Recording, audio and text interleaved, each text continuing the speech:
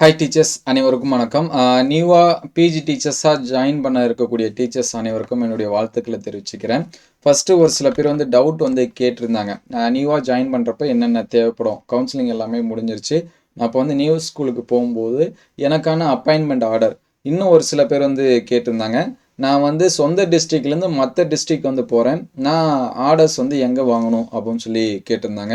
So டீட்டெயில்டாக பார்ப்போம். என்னென்ன ஸ்கூல் போனோன்னே என்னென்ன கொடுக்கணும், என்னென்ன நமக்கு அடுத்தடுத்து தேவைப்படும் அப்படிங்கிறது எல்லாமே டீட்டெயில்டாக பார்ப்போம். ஸோ ஃபஸ்ட்டு பார்த்தீங்கன்னா நமக்கு ஸ்கூல்லாம் சூஸ் பண்ணிட்டோம். நமக்கான அப்பாயின்மெண்ட் ஆர்டர்ஸ் அப்படின்னு சொல்லி பார்க்குறப்ப 13ஆம் தேதி ஃபங்க்ஷன் வச்சு கொடுக்குறோம் அப்படின்னு சொல்லியிருக்காங்க.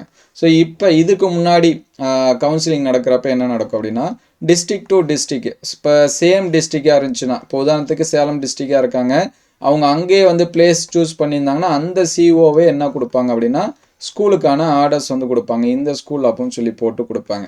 இப்போ சேலம் டிஸ்ட்ரிக்ட்லேருந்து வேறு டிஸ்ட்ரிக் செலக்ட் பண்ணியிருக்காங்க. உதாரணத்துக்கு நாமக்கல் செலக்ட் பண்ணியிருக்காங்கன்னா, நீங்கள் சேலம் டிஸ்ட்ரிக்ட்லேருந்து நாமக்கல் போயிட்டு அந்த சிஓ மூலியமாக தான் நீங்கள் எங்கே போக முடியும் அப்படின்னா ஸ்கூலுக்கு போக முடியும். ஸோ மோஸ்ட்லி பார்த்தீங்கன்னா இந்த டைமும் நீங்கள் வேறு டிஸ்ட்ரிக் சூஸ் பண்ணியிருந்தீங்கன்னா அந்த சிஓவை நீங்கள் எந்த டிஸ்ட்ரிக்கோ அந்த சிஓ பார்க்குற மாதிரி இருக்கும்.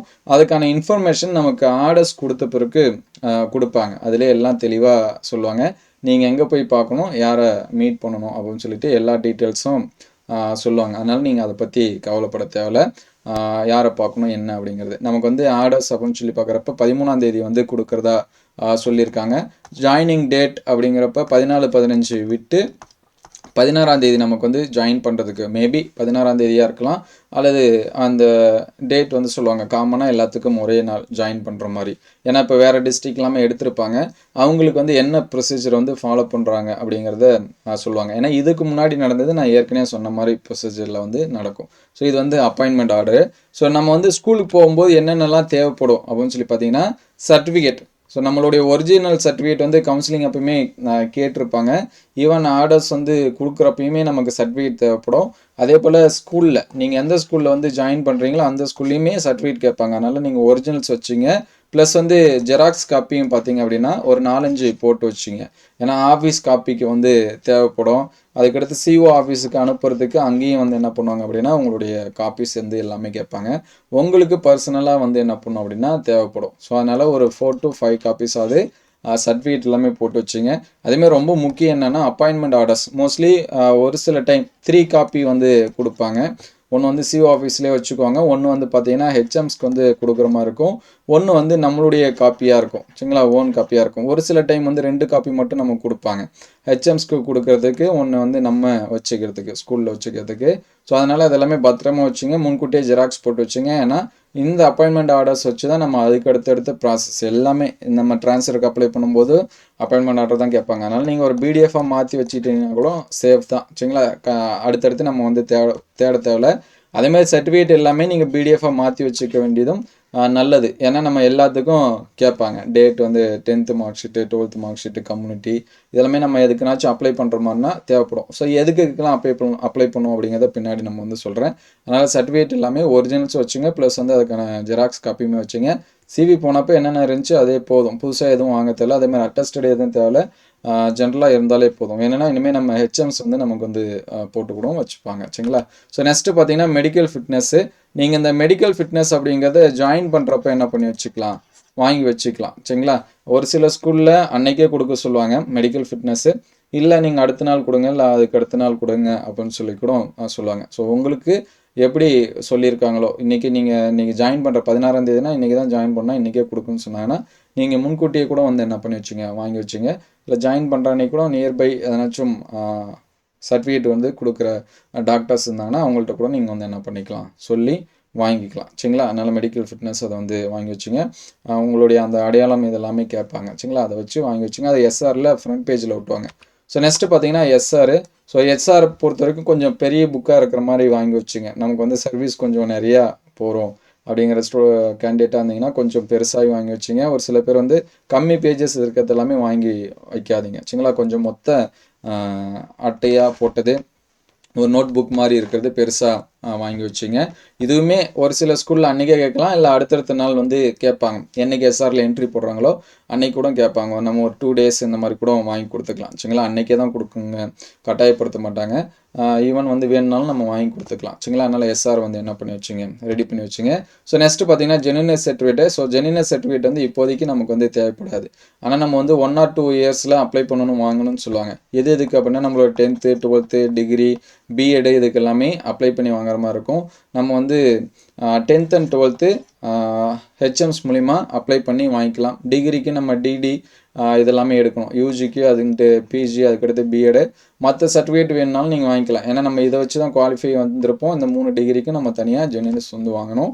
இது இப்போதைக்கு இல்லை, நீங்கள் ஜாயின் பண்ண பிறகு ஆனால் வாங்கி வச்சுக்கணும். சரிங்களா, ஒரு 1 or 2 வீக்ஸ் கழிச்சு கூட நீங்கள் வந்து என்ன பண்ணிக்கலாம், அப்ளை பண்ணி வாங்கி வச்சு அது எஸ்ஆரில் என்ன பண்ணுற மாதிரி இருக்கும் அப்படின்னா என்ட்ரி பண்ணுற மாதிரி இருக்கும். சரிங்களா, ஸோ நெக்ஸ்ட்டு பார்த்தீங்க அப்படின்னா ஃபோட்டோ காப்பீஸ்லாம் நமக்கு வந்து கேட்பாங்க. அதனால் நீங்கள் வந்து ஃபோட்டோ எடுத்துகிட்டு ஸ்கூலுக்கு போகலாம், இல்லை அது அடுத்தடுத்த நாள். சரிங்களா, அப்பாயின்மெண்ட் ஆர்டர்ஸ் மட்டும் தான் ரொம்ப முக்கியம், நம்ம ஃபஸ்ட்டே வச்சுருக்கணும். அதுக்கடுத்து ஒரு சில இதெல்லாமே நம்ம வந்து சொல்லி கூட பண்ணிக்கலாம். ஸோ என்ஹெச்எஸ் அப்படின்னா ஹெல்த் இன்சூரன்ஸ் ஸ்கீமுக்கு வந்து நமக்கு ஃபோட்டோஸ் வந்து கேட்பாங்க. நம்மளுடைய ஃபோட்டோ, நம்ம யார் நாமினியாக கொடுக்குறோமோ அவங்களுடைய ஃபோட்டோ, ஃபேமிலி மெம்பர்ஸ் இருந்தாங்கன்னா அவங்களுடைய ஃபோட்டோ இதெல்லாமே கேட்பாங்க அதை வந்து அப்ளை பண்ணும்போது. ஸோ அதனால் முன்கூட்டியே எடுத்து வச்சுக்கிட்டாலும் பெட்டர். ஸோ அதை வந்து பார்த்துங்க.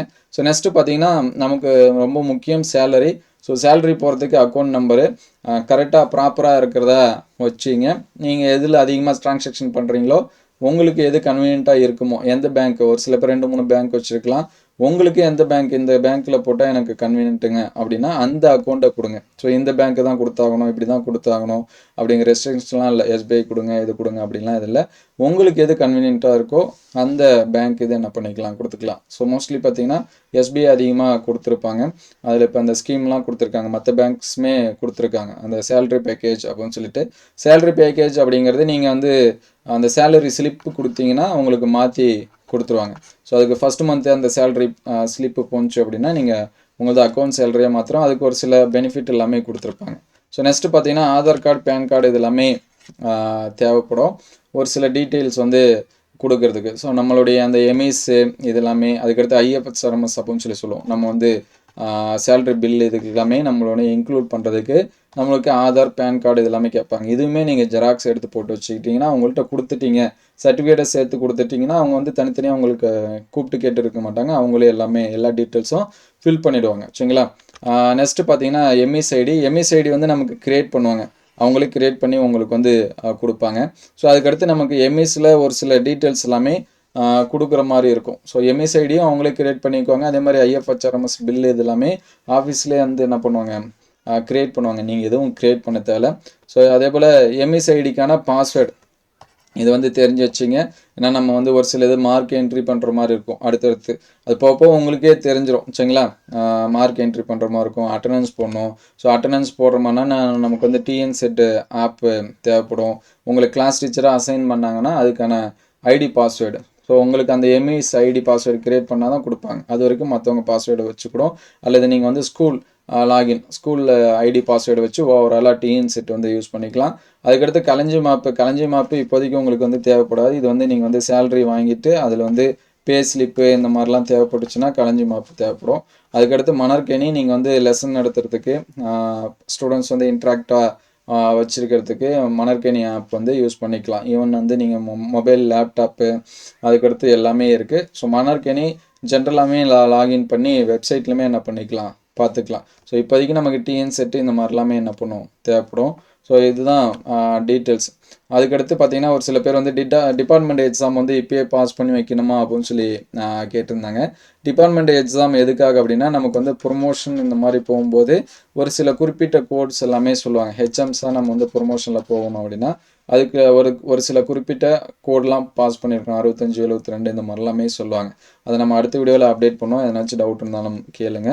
அது இப்போதைக்கு நமக்கு வந்து தேவைப்படாது. பாஸ் பண்ணி வச்சுட்டா நம்ம எப்போ வேணாலும் ஃப்ரீயாக இருக்கலாம். சரிங்களா, கடைசி டைமில் வந்து போய் இது பண்ண தேவை. இவ்வளோ தான் ப்ரொசீஜரு. ஸோ நமக்கு ஃபஸ்ட்டு இந்த அப்பாயின்மெண்ட் ஆர்டர் தான். சரிங்களா, மற்றது எல்லாமே நம்ம வந்து என்ன பண்ணுற மாதிரி இருக்கும், ஸ்கூலில் வந்து அடுத்தடுத்த நாட்களில் கூட என்ன பண்ணிக்கலாம், கொடுத்துக்கலாம். ஸோ வேறு ஏதாவது டவுட் இருந்துச்சுன்னா கமெண்ட் பண்ணுங்கள். எல்லாத்துக்குமே வாழ்த்துக்கள். நம்ம வந்து ரொம்ப நாள் கஷ்டப்பட்டது ஆர்டர் வாங்கிட்டு நம்ம ஜாயின் பண்ணுற அன்னைக்கு ஒரு மிகப்பெரிய சந்தோஷமாக இருக்கும். எல்லாத்துக்குமே இந்த நாளுக்காக தான் காத்துட்ருக்கோம். ஸோ உங்களுடைய அடுத்தடுத்த கட்டங்கள் அனைத்தும் சக்ஸஸ்ஃபுல்லாக இருக்கணும். உங்களுடைய கேரியர் எல்லாமே சக்ஸஸ்ஃபுல்லாக இருக்கணும் அப்படின்னு சொல்லிட்டு வாழ்த்துக்களை தெரிவிச்சுக்கிறேன். வெற்றி பெற்ற அனைவருக்குமே வாழ்த்துக்கள். உங்களுக்கு வேறு ஏதாவது டவுட் இருந்துச்சுன்னா கமெண்ட் பண்ணுங்கள். நம்ம அடுத்தடுத்து அப்டேட் பண்ணுவோம். Thank you all.